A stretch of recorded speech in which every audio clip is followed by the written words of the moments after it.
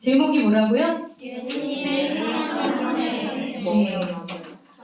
여러분 많이 들었던 것과 같이 예수님은 아주 독특한 방법으로 태어나셨어요.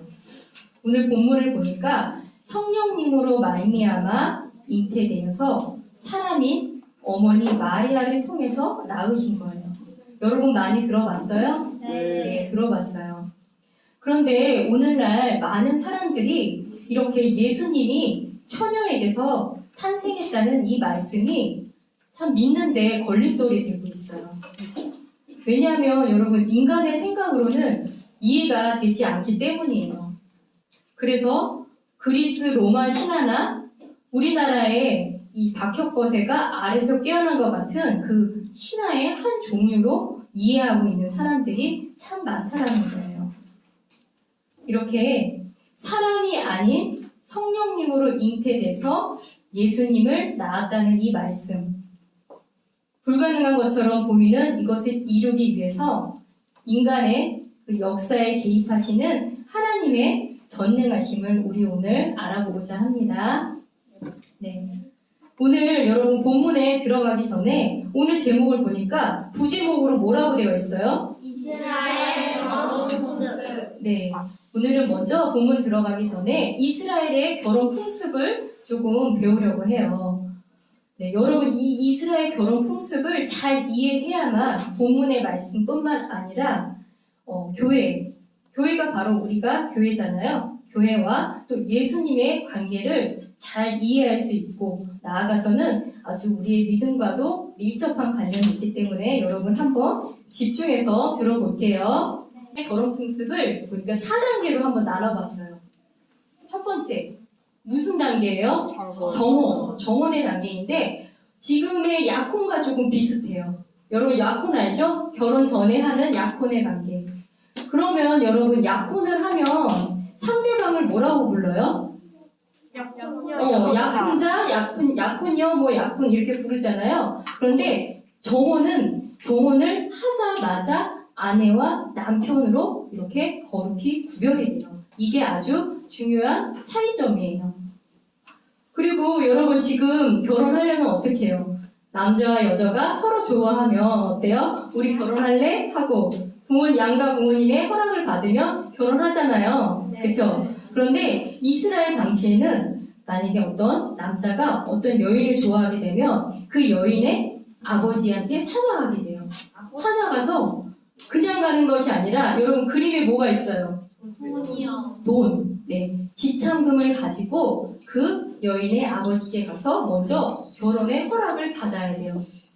그러니까 여러분 이때 당시에 태어났으면 돈이 좀 많아야 아주 아름다운 여인과 결혼할 수 있겠네요. 네, 다행이네요 여러분. 우리 지금 살고 있어서. 네. 그리고 이렇게 언약, 결혼 관계가 성립되었음을 나타내주기 위해서 이렇게 아내와 남편이 포도주스를 마신다고 해요. 그리고 이때 당시 결혼한 신부의 나이가 지금 몇 세라고 나와 있어요? 15세, 18세. 네. 15세, 18세면 여러분 지금 몇 학년이에요? 우리 중학생에서 고등학생. 그러니까 우리가 지금 생각하는 것처럼 이렇게 아주 어른이 아니라 정말 어린 소녀라는 것을 여러분 기억했으면 좋겠어요. 네, 이렇게 정혼 단계가 있고, 네, 두 번째는 이렇게 정혼을 하게 되면 같이 사는 것이 아니라 신랑은 이 신부와 같이 살기 위해서 처소를 마련하러 바로 신랑의 아버지 집으로 떠나게 돼요. 그런데 이 떠나서 이 처소를 마련하는 기간은 정확하게 정해져 있지 않다라고 해요. 그런데 대략 한 1년 정도. 그래서 1년 뒤에는 어때요? 처소가 다 마련이 되면 바로 이제 신부를 데리러 오게 되는 거죠. 네, 이렇게 이제 신부를 데리러 오는데 신랑이 먼저 오는 것이 아니라 몇 명의 사람들이 밤에 횃불을 들고 이제 신랑이 오는 소식을 전하는 거예요. 그래서 보라, 신랑이 온다, 신랑이 임한다 이렇게 횃불을 들고 가면 그 소식이 전해져서 어때요? 오매불망 신랑을 기다리는 신부의 귀 속에 이제 먼저 듣게 되는 거예요. 그러면 신부가 그동안 거룩하게 구별돼 이렇게 살고 있다가 그 소식을 듣고 이제 나갈 채비를 하게 돼요. 그런데 혼자 가는 것이 아니라 신부와 신부의 들러리들, 그 다음에 신랑이 도착했으니까 신랑, 그리고 몇 명의 이렇게 동행자들이 함께 이제 아버지 집으로 가게 돼요. 그러면 이제 어때요? 신랑이 아버지 마련된 처소로 가게 되면 먼저는 이제 신랑과 신부가 처음으로 이제 말하자면 육체적 관계를 갖게 되는 거예요. 그러니까 정혼을 해도 바로 같이 사는 것이 아니라 이렇게 이런 기간이 있다라는 게 참 중요한 내용이에요. 그리고 7일 동안은 어때요? 바깥에서는 이제 혼인잔치가 열리는 거예요. 그리고 마지막 날에 이때서야 바로 신부의 얼굴을 하객들 앞에서 공개를 한다고 해요. 네, 왜 공개 안 해요? 그 전까지는 공개를 안 한다고 해요. 그러니까 아무도 신부의 얼굴을 사실은 지금 모른다고 하는 거죠. 네, 이게 이스라엘 결혼의 풍습이라고 합니다. 여러분 어떻게 이해가 돼요? 네. 그러면 이렇게 오늘 이스라엘 결혼 풍습을 알아봤어요. 이 내용을 보고서 우리 한번 본문 18절을 보니까 이렇게 나와 있어요. 그분의 어머니 마리아가 요셉과 정혼하였을 때 그들이 함께하기 전에 그녀가 성령님으로 말미암아 아이를 뵌 것이 드러나네. 여러분 아까 전에 이스라엘 결혼 풍습에 의하면 정혼해도 같이 산다고 했어요? 안 산다고 했어요? 네, 안 산다고 했어요. 그런데 어때요? 그들이 함께하기 전에 그녀가 누구로 말미암아서 임신을 했다고 해요? 성령. 네, 성령님으로 말미암아 임신을 이렇게 잉태를 하게 된 거예요. 여러분 아까 전에 설명했을 때 예수님 당시에 결혼할 그 여인의 나이가 몇 살이라고 그랬어요? 15살에서 예. 여러분 집중해서 잘 들었어요. 15살에서 18살이라고 했어요. 그러면 여러분 잘 생각해 보세요. 마리아도 정말 아주 어린 소녀였어요. 그런데 천사들이 와서 어때요? 이것을 얘기했을 때 여러분 다 이해가 되겠어요? 아니요. 이해가 안 되겠죠?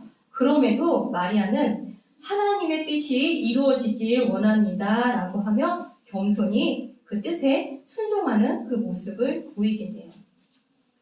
여러분 사실 이건 정말 대단한 믿음이에요.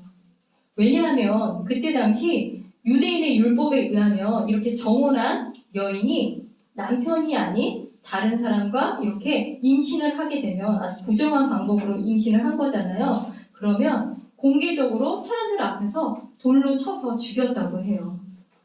그러면 여러분 지금 요셉은 이 마리아가 성령님으로 잉태한 것을 알고 있어요? 모르고 있어요? 모르고 있어요. 네, 아직 모르고 있어요. 그러면 마리아가 임신을 한 걸 알고 어때요? 공개적으로 마리아를 이렇게 죽일 수도 있는 거잖아요. 그럼에도 그렇게 하지 않고 이 하나님의 뜻에 순종한 거예요. 네, 이렇게 이제 아직은 요셉이 마리아의 임신 소식을 알지 못했지만 어때요? 여기 본문에 보니까 요셉이 의로운 사람으로 은밀히 마리아를 버리려고 마음을 먹었대요. 그 얘기는 결혼 이후에 이 마리아와 이혼을 하려고 마음을 먹은 것 같아요. 그런 중에 주의 천사가 이 요셉에게 나타나서 말씀을 해주었어요. 한번 20절 우리 함께 읽어볼게요. 뭐라고 얘기했는지 읽어볼게요. 시작. 그가 이 일들을 생각할 때에 보라 주의 천사가 꿈에 그에게 나타나 이르되 너 다윗의 자손 요셉아 내 아내 마리아가 내려오기를 두려워하지 말라. 그녀 안에 수태된 그것은 성령님으로 말미암았느니라. 네, 바로 이 천사의 일을 통해서 요셉도 처녀인 마리아의 몸에 정말 사람이 생각할 수 없는 초자연적인 방법으로 예수님이 잉태된 것을 이제 믿게 되었어요. 근데 여러분 이제 선생님 보세요. 이제 본문 안 봐도 돼요. 한번 여러분 생각해 볼게요. 여러분 우리 하나님은 전능하신 분 맞으세요? 네. 그러면 여러분 모든 걸 다 하실 수 있으시죠? 네. 네. 그런데 그럼 여러분 처음부터 어른의 모습으로 사람들 앞에 짜잔 이렇게 순식간에 나타날 수 있겠죠. 그런데 그렇게 하시지 아니하고 이렇게 처녀의 몸에서 잉태되고 또 이렇게 태어나는 과정을 왜 하셨을까? 우리 한번 생각해 봐야 해요. 그것은 하나님께서 저와 여러분을 너무나 사랑하셔서 이렇게 하신 거예요. 우리 이제 근본적인 한번 질문을 여러분한테 해볼게요. 여러분, 이 땅에 태어나는 모든 사람들은 어때요? 범죄한 아담의 자손으로서 태어날 때부터 뭐라고 얘기해요? 죄인이라고 얘기하죠. 그럼 여러분, 죄인이라는 증거는 어떻게 알 수 있어요? 우리가 죄인이라는 거. 네, 모두 이 죄의 형벌로 인해서 사망이 임한다고 해요. 그죠? 안 죽는 사람 없어요. 그런데 이렇게 죄인이 태어나서 아무리 선하게 하려고 하고 노력을 하고 애를 써도 어때요? 하나님 보시기에는 다 부족하고 하나님께서 원하신 의가 이렇게 있는데 여기에 도달하는 사람은 한 명도 없다라는 거예요. 네, 이렇게 우리를 너무나 사랑하시는 하나님께서 이 일을 계속 지켜보려고 하시니까 마음이 너무 아프셨어요.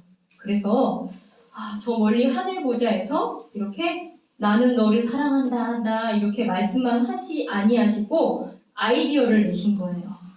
바로 하나님께서 택하신 방법은 바로 하나님 자신이 인간의 몸을 입고 이 땅에 오시기로 한 거예요. 어떻게요? 어떻게? 바로 처녀인 마리아의 몸을 통해서 사람들이 이 땅에 태어나는 방법대로 그렇게 우리에게 오셨어요.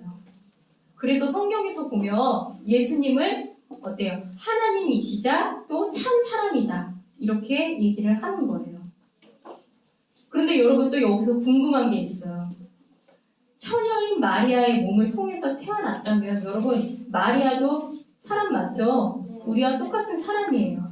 그러면 마리아도 우리와 같은 죄인인데 그럼 예수님도 죄인의 허리에서 나오니까 죄인이 될 수 있는 것 아니에요? 여러분 생각해 볼 수 있어요? 죄인인 것 같아요. 죄인인 것 같아요? 왜? 여러분 어떻게 생각하세요? 네. 아닌 거는 같은데 대답을 어떻게 해야 될지 모르겠죠? 네. 정답은 그렇지 않다예요. 그러니까 한번 이것이 바로 정말 예수님의 처녀 탄생의 놀라운 신비예요. 한번 이제까지 선생님이 쭉 얘기했던 거를 한번 질문을 통해서 우리 한번 요약을 해볼게요. 이게 오늘의 아주 핵심 질문이에요. 처녀 탄생을 통해서 예수님께서 이 땅에 오신 이유가 무엇일까? 계속 얘기하지만 여러분, 아담의 허리에서 나온 이 자녀들은 태어날 때부터 죄인이에요. 맞나요, 여러분? 네. 그러면 예수님은 죄가 있으세요, 없으세요? 없어요. 네, 없어요. 그러면 봐봐요. 예수님께서 만약 생물학적인 인간 아버지 누구예요? 요셉. 그죠?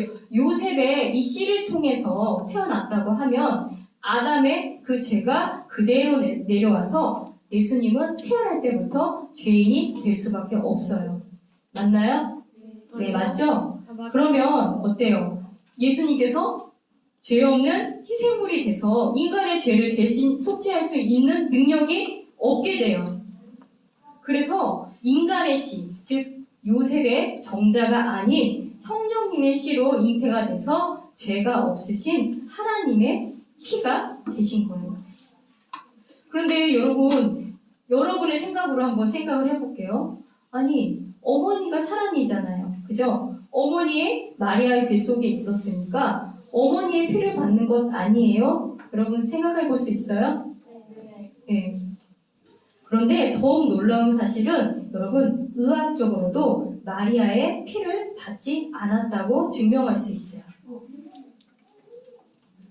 네. 여러분 이거 무슨 사진이에요? 귀 같아요? 뭘까요? 되게 임신한 어머니의 뱃속에 있는 아이의 모습이죠. 되게 귀 같네요. 그러고 보니까. 귀 같네. 애기잖아. 애기잖아요. 그죠?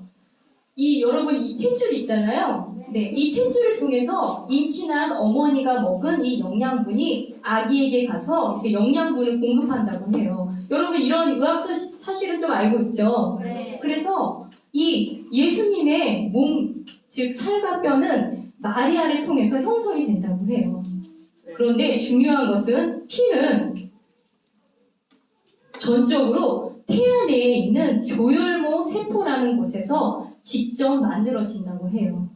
그러니까 이렇게 신체학적으로 이 아이의 피와 이 엄마의 피가 혼합되는 일은 전혀 없게 하나님께서 이렇게 사람의 몸을 만들어 주셨다고 해요.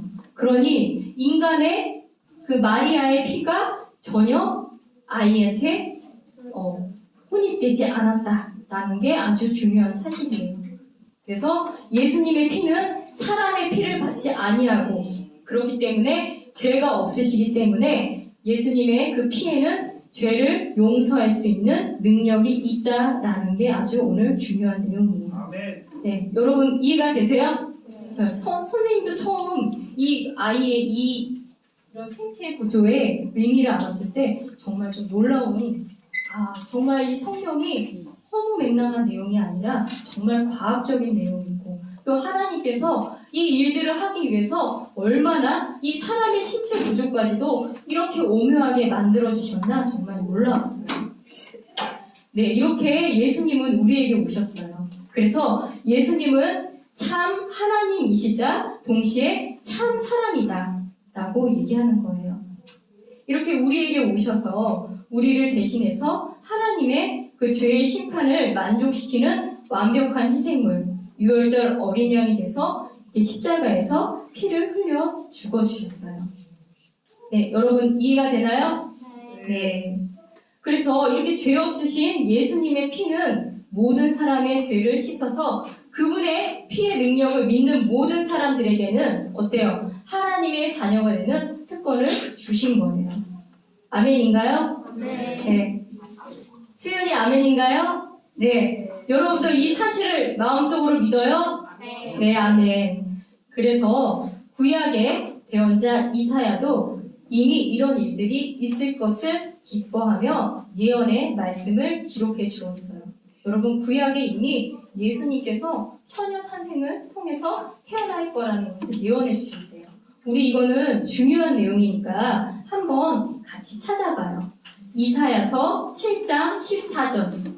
그러므로 주께서 친히 한 표적을 너희에게 주시리니 보라 처녀가 수태하여 아들을 낳고 그의 이름을 임마누엘이라 하리라.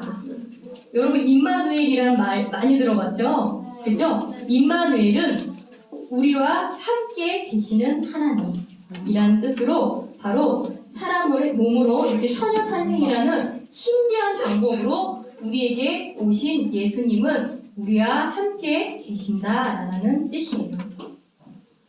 그럼 여러분 하나님이 우리와 함께 계신다고 똑같은 뜻일까요? 어때요? 우리와 함께 계시는 하나님과 하나님께서 우리와 함께 계신다. 어때요 여러분? 뜻이 똑같은 것 같아요? 네. 앞뒤만 바뀌었는데 전혀 다른 뜻이 돼요. 하나님이 우리와 함께 계신다는 뜻은 우리를 도와주시는 하나님이다라는 뜻이고 우리와 함께 계시는 하나님이라는 뜻은 이렇게 예수님이 우리와 같이 똑같은 사람의 몸을 이렇게 천하 탄생이라는 통해서 우리와 같이 이런 성정을 가지고 태어나신다. 그래서 우리와 함께 계신다라는 뜻이에요.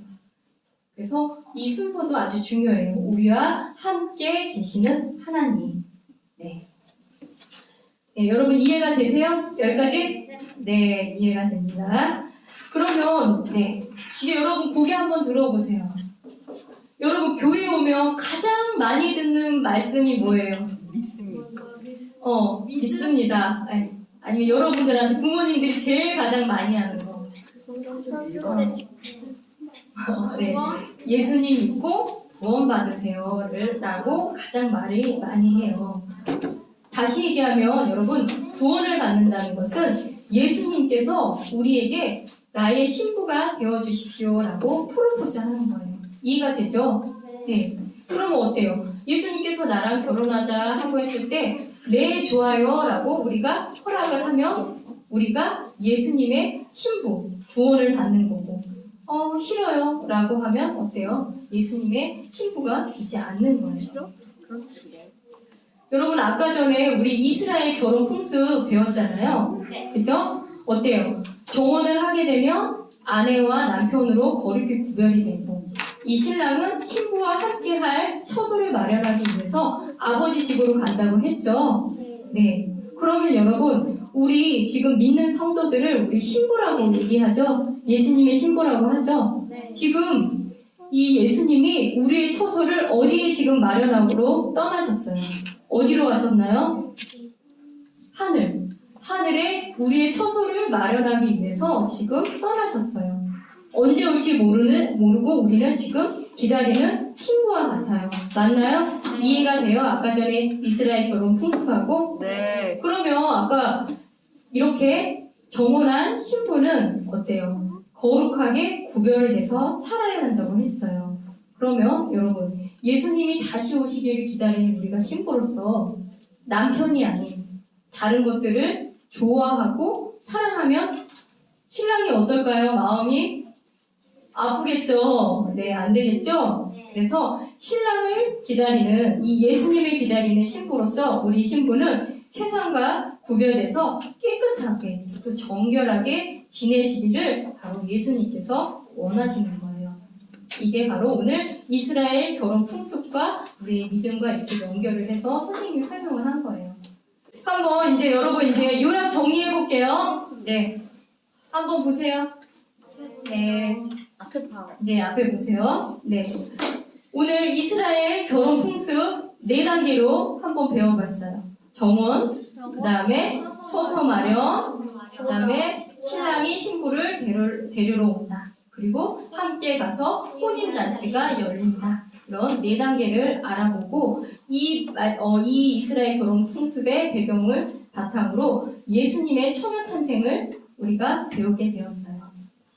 예수님의 이 처녀 탄생은 인간의 씨가 아닌 성령님으로 잉태가 되었고 마리아를 통해서는 피를 전혀 받지 않았기 때문에 죄가 없으신 하나님의 피로 온 인류의 죄를 대속할 수 있는 능력이 있다라고 우리 배웠어요.